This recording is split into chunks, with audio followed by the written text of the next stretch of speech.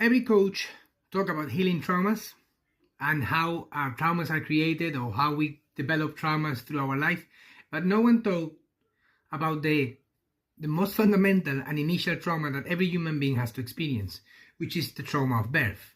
And there is no one better to explain that than Otto Rank and his book, The Trauma of Birth. Because that is this first traumatic experience that every human being has to experience in order to be in this world. Being born is the first traumatic experience that we have. And that is why children sometimes are scared of the dark, scared of, or they feel more comfortable when they are inside of boxes or inside of small tents that they like to make when they are little, because they feel comfortable inside the womb, and they fear the darkness because the darkness is the place where they come from, and it was uncertainty inside the womb. So this is how deep things go. Like, people don't take things exactly the way they should be. We need to go deeper into the essence of what trauma is, and also what traumatic events in terms of the trauma of birth or the anxiety to be born is actually a bad thing, because it's actually no. It is our is the burden of existence.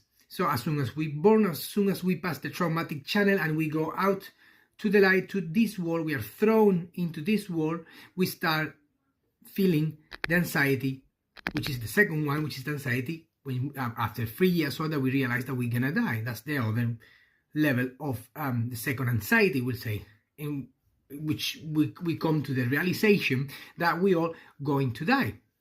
And that's where the meaningful purposes of life start, or should start, to building up, because we only live a good life if you have a purpose and you have a meaningful life to live, as Martin Heidegger and eventually Viktor Frankl should put it.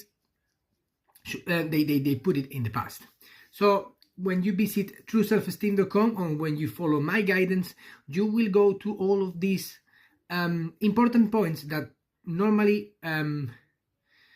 people nowadays, coaches nowadays, they tend to don't take into consideration.